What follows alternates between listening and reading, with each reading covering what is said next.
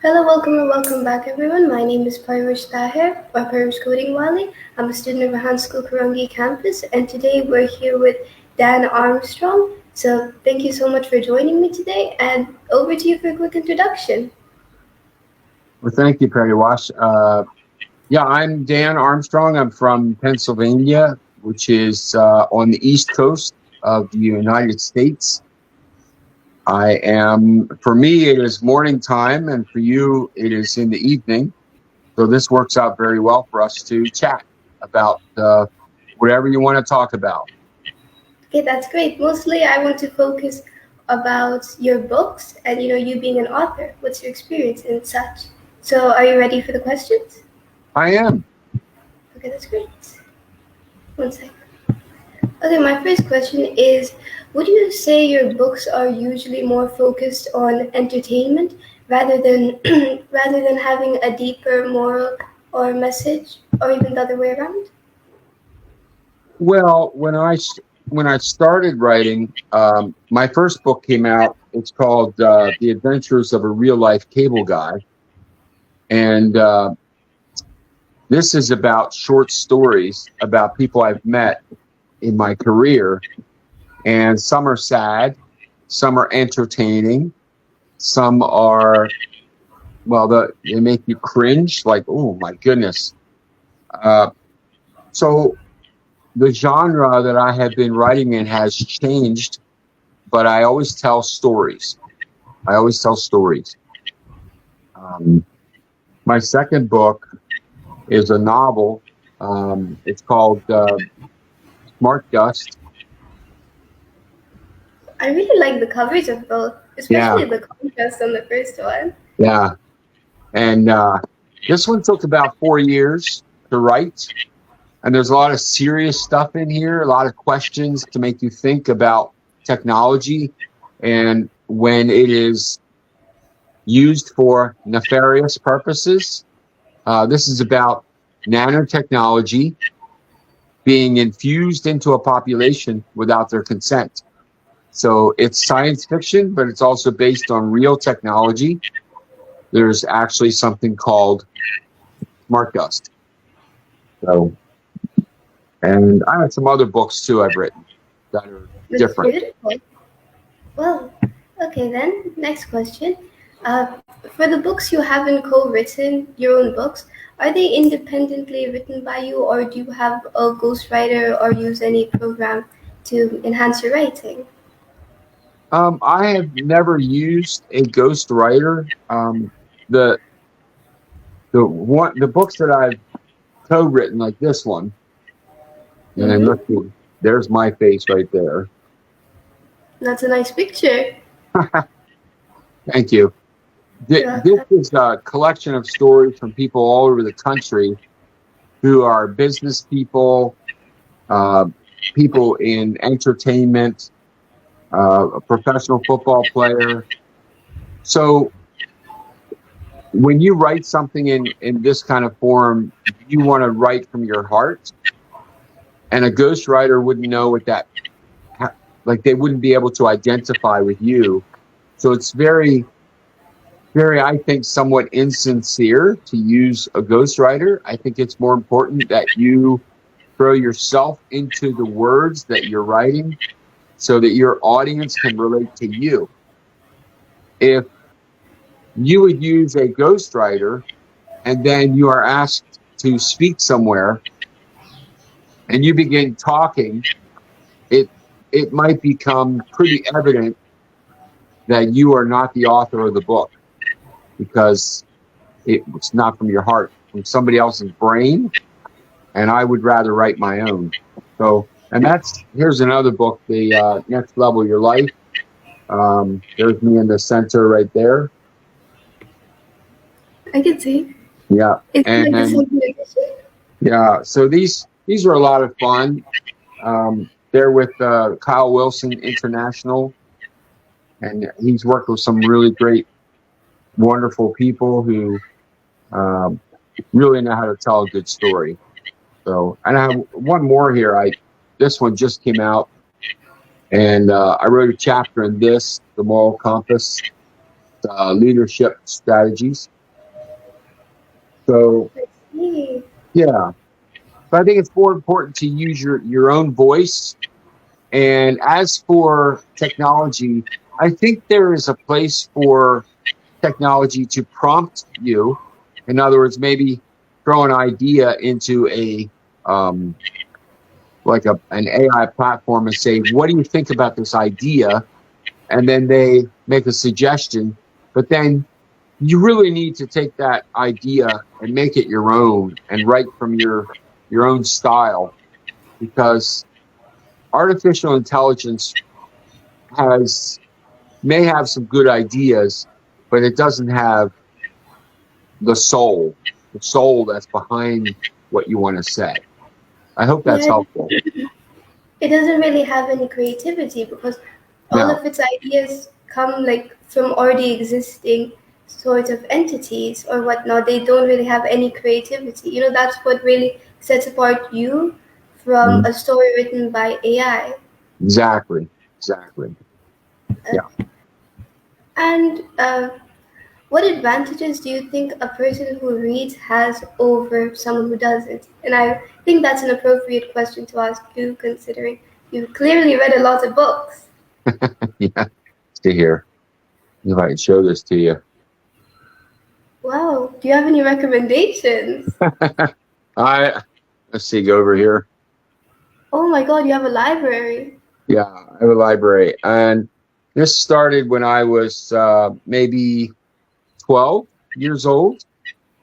And my first book of this library, I still have it.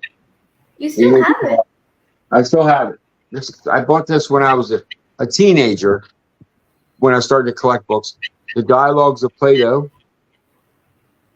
Oh, you like philosophy. Oh, yeah. Yeah. Have you read The So, Republic by Plato?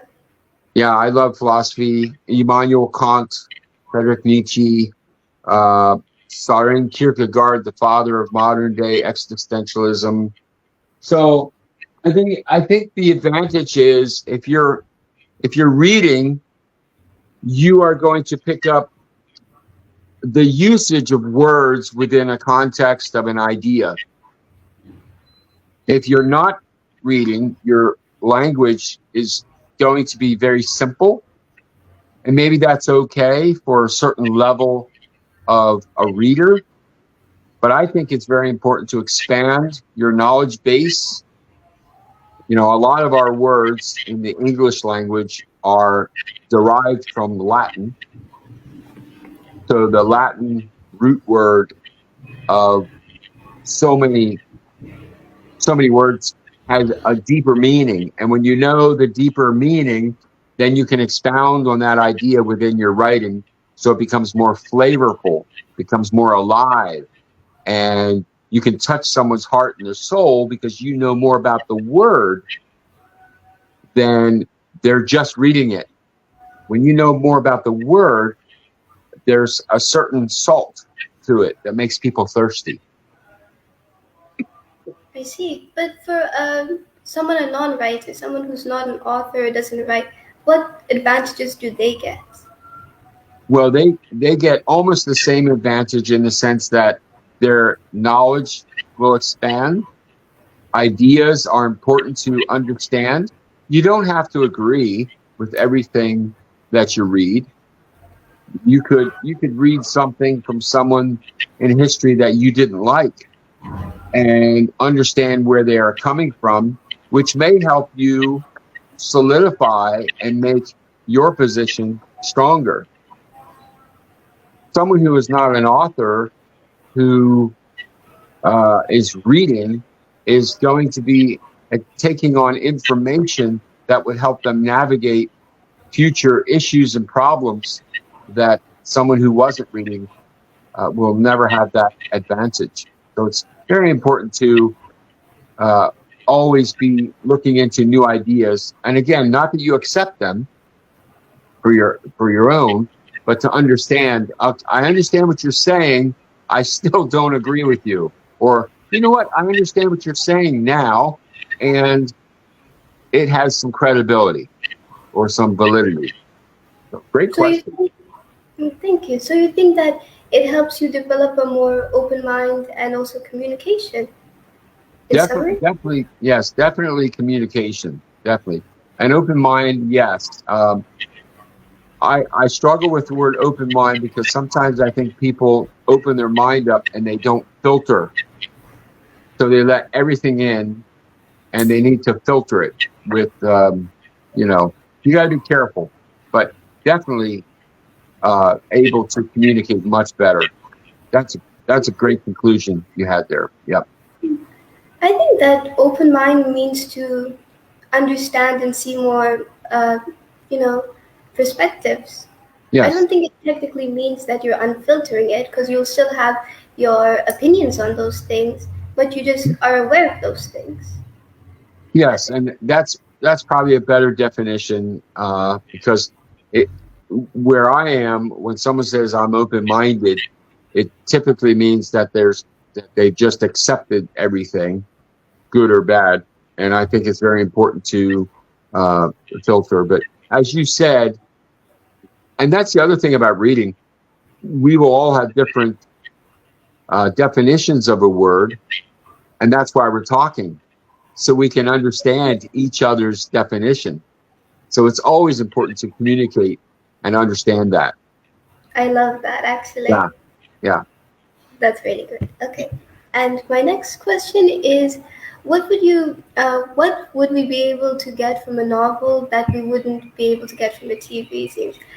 Actually, you kind of already answered this, but if it had the exact same concept, because we also learn communication from TVs, even I can say we learn more because definitely the words will not be exactly as significant, but still you get to hear the pronunciation and learn it, especially for kids. It's good.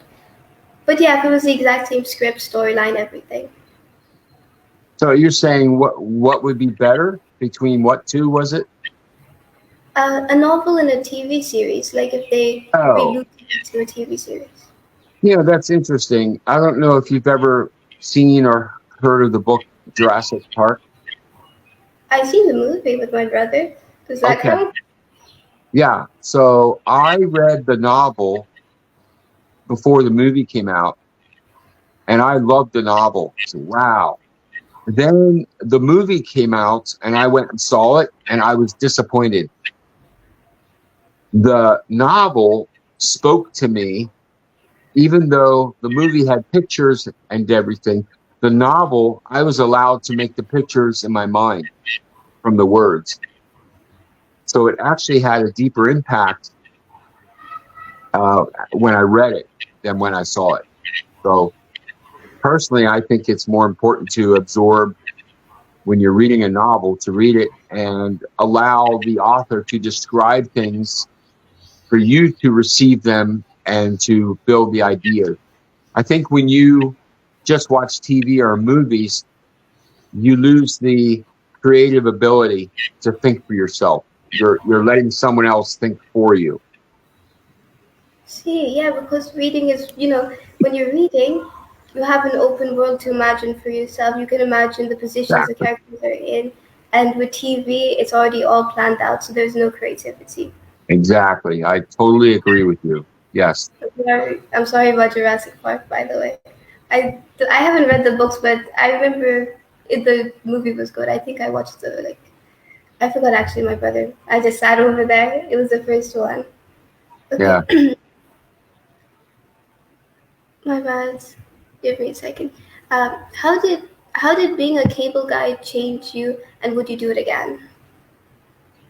How it changed me was every day I met new people, I met new cultures, I was introduced to different ways that people treated each other in their homes. Because, see, I was going into someone's house 6 or 7 times a day, different houses. So I would see different families, I would see single people. And how it changes you is you are introduced to cultures every day. And eventually you begin to not judge people because when you first start introducing yourself to new people, you have a set in your mind how people should act and how they should talk and how they should keep their house clean or how they should,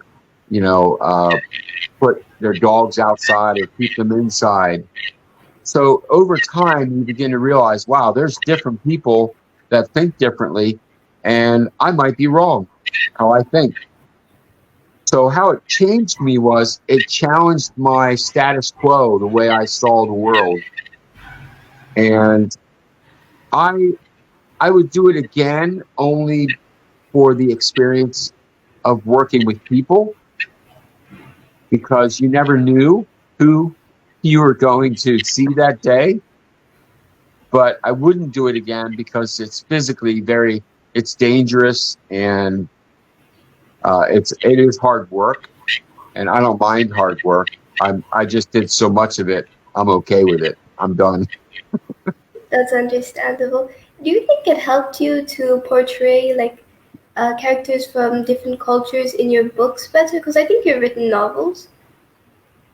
2 of your books are novels, I think. Yeah.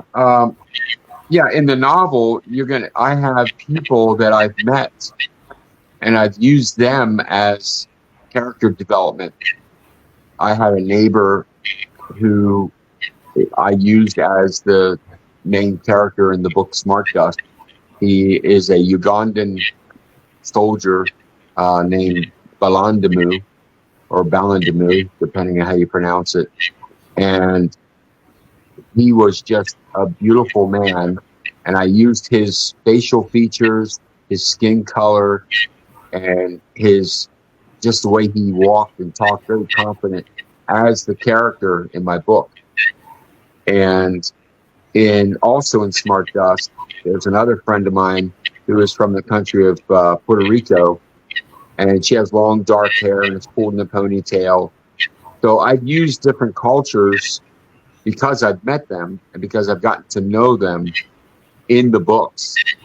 And then I actually have given them the book, said, hey, I just want you to know I used you to shape this character. And they have been very honored by that. So you know how when artists, when they want to show appreciation or love, they draw people? Do you think you do this? I think I draw them with words, yes. I love that. Okay. And my next question is, are you content with your writing style now, or do you wish it was more like so-and-so author? People ask me, like when I wrote Smart Dust, okay, this book, someone said, oh, this reminds me of George Orwell, or this reminds me of this guy. Have you ever read his stuff?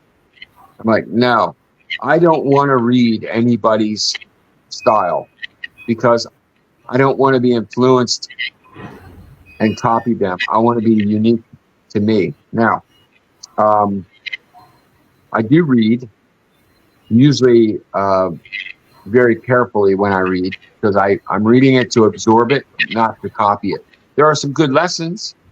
There's a famous author, I can't think of his name right now, but he had a course out there, and he said in his course that you should be reading all kinds of material all the time so you can see different styles.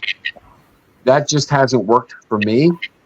So I am very careful not to compare myself to somebody else. I want to be completely unique.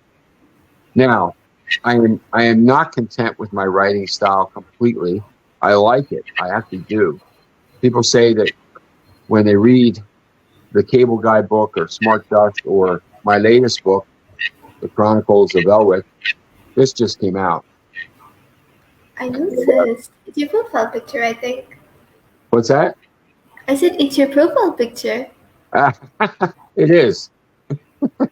It's an older version. Picture. Oh yeah, that's the profile pic. And what I did was I sent them a picture of myself, and I said, "Can you make me look old with a beard?" And that's me on the cover. That's a nice Easter egg. So this style is my best so far. I mean, I love Smart Dust but I liked this style, and I wrote a sequel to this. It's not published yet, but I this is my favorite so far. So how long did it take you to make that book? This one, I spent 3 hours every night for 25 nights. So it took me about a month to write, and it's about 200 pages. And then it took about 6 months for the editing, the artwork, the inside artwork. There's pictures in here. There's pictures? Yeah, there's pictures. What's that one? Let's see, like that one. That looks sick. Yeah, it was an artist in Canada who did it. And then, there's a postcard. That's a bookmarker. But that took about, I would say 7 to 8 months total to get from written to published. But like I said, other books took me more time. Like this one, 4 years. 4 years of writing, research, rewriting, editing, artwork.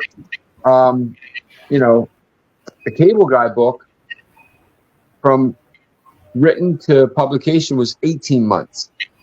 So it really all depends on the book, and how dedicated you are to it. I never would have thought I could write a book in 30 days, but I did.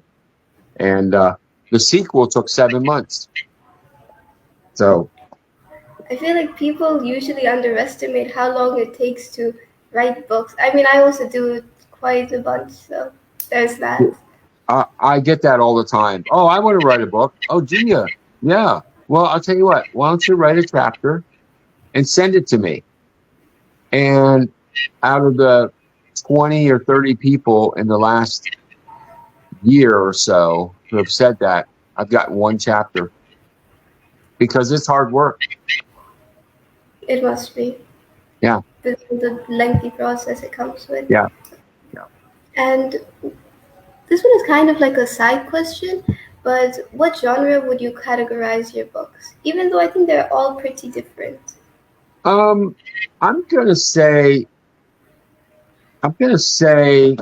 See, this one's kind of like sci-fi thriller, and this one's like magical realism, like fantasy. This one has some of that context in it where it's kind of pharisaical, kind of like, is that real or not?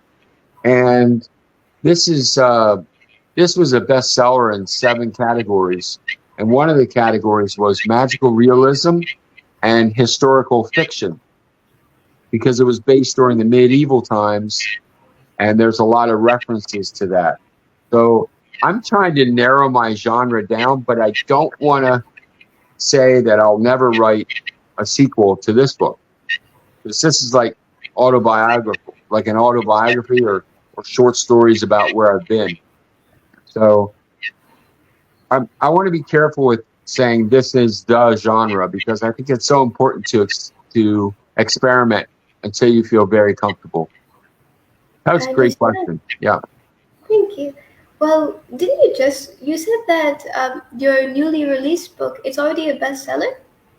Yeah, this was a bestseller in 7 categories, and one of them was fantasy, one was hardcover of the same version. There was 7 categories, I forget, but it wasn't number 1, but it was a bestseller. You have to be in like the top 50 out of a category. So this was number 12 out of 181,000 books. At the end of the day, it was 8,700 out of 48 million. So it did pretty good. Yeah. And this one, I had this on Audible, and this became a bestseller earlier this year. But you only get paid for a little bit. You got to keep writing. You keep adding to it. Trying, yeah. Oh, that's nice. So actually I read this on your book, your Amazon. It said that, I'll just ask a question. When did you let go of your childhood dream of becoming a FBI agent? In high school, when I can't remember, it was a math class or a social class where we had to pick a career and we had to pick like a place to rent, and we had to figure out a budget, and we had to figure out what kind of education was needed for each of these careers. And I think it was about like 11th grade, maybe I was 12th grade, when I realized that I really don't want to be an FBI agent. It paid well, but what you had to go through to get there would be pretty difficult. So I graduated from high school. I was working in a print shop, and then my parents had a restaurant, so I went and worked for them for about 2 years. And when I was 20, that's when I became a cable guy. And I loved that job. That was so much fun. It was dangerous. It was fun. It was exciting. It was always a challenge. Every day was something new. So that's when I gave up that dream. Well, at least you let it go on good terms. Oh, yeah. That's good. Okay. And is there any legal process? Is there any legal process upcoming authors should be aware about when releasing a book through any part of the process? Yes, there is. There's several. One is copyright laws. You want to make sure that you are not repeating or using someone else's words verbatim and then not giving them credit. You can reference somebody's work in your book as long as you say where it came from. Secondly, when you're describing, this book here had to go through a legal edit because I was describing real events. So one of the stories I described was the editor said it's so close to reality. Is this a real person? Yes. Is this what their house looks like? Yes. Says you can't do that. Why? Because they might read this book and sue you because you're describing their personal habitat. So I had to change the color of the house. I had to change the name of the town. All the events were real, but the names had to be changed to protect their privacy. So that is something, if you're talking about someone else, you want to change their name, change their gender, change the way they dress.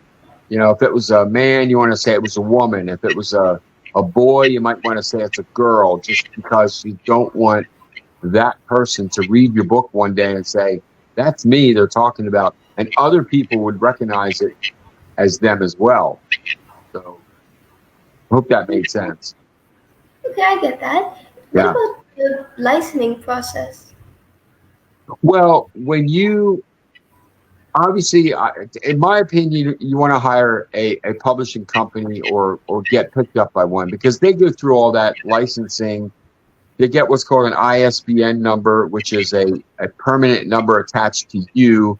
That it's for the Library of Congress, that someone cannot claim that it's their work. Once it's published, it's yours. So you can apply for it yourself. It's just a little easier to have someone else do it. So yeah, licensing is very important, and obviously that comes with copywriting. Once you get your ISBN number and your work is copywritten, nobody else can claim it as their own. So that's very important. Do you think that when publishing a book or anywhere through the process, you should hire a lawyer to consult? Do you think that's necessary? I don't think it's necessary. I think that most publishing companies have parameters set up that were petitioned through law to be set up that way so that they are protected. Because you see, they could get sued if they're not doing things legally. So perhaps you would consult a lawyer if you're writing something that would address maybe a law that was inappropriately applied towards maybe a criminal case. But I think if you're just writing, fantasy, children's books, different books, I don't think you need a lawyer. But you do need to remain within the law, and that's what publishers do for you. Thank you. That was very nicely answered. Thank you. And how do you suggest authors should promote their book if business is slow and they're just starting out? I would definitely use Facebook. The reason is there are a billion people on Facebook.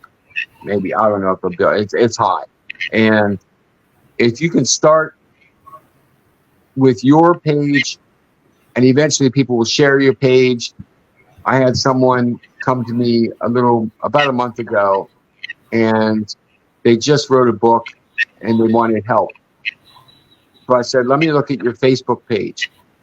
And their Facebook page was very sloppy. They had pictures of maybe what they were eating, and maybe a fake picture of themselves, with AI, like a cowboy.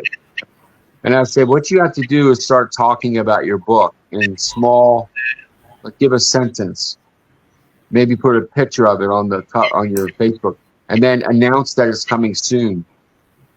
So they worked with me for 3 weeks, and the book was already ranked. It was published, but it wasn't doing well. It was published. I think the ranking was 1,600,000. That's how far down it was in the rank. Well, they followed exactly what I told them to do, and in 3 weeks, using Facebook and plugging their book very strategically, they hit 58,000. So they jumped over 1.5 million books by using Facebook to promote themselves. They're not promoting themselves as much as they're promoting the message in the book, because the message will last longer than you will. A book, my words, I'll die. I will be dead someday, but these books will be around long after. So when I'm using Facebook, I am promoting my message, not so much me. Well, I'm no author myself, but I said I'm not. Oh, I thought you were. No. But I would like to be.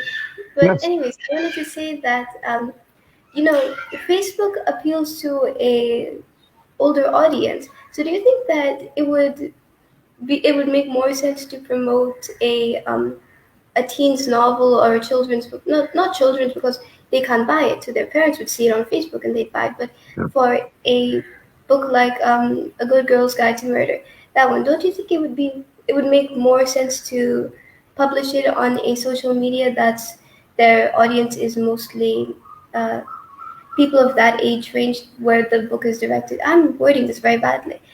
Okay, no, I totally understand what you're saying. Because I'll repeat it, because I think, anyways, I'm saying that wouldn't it be better because you make kids novels, right?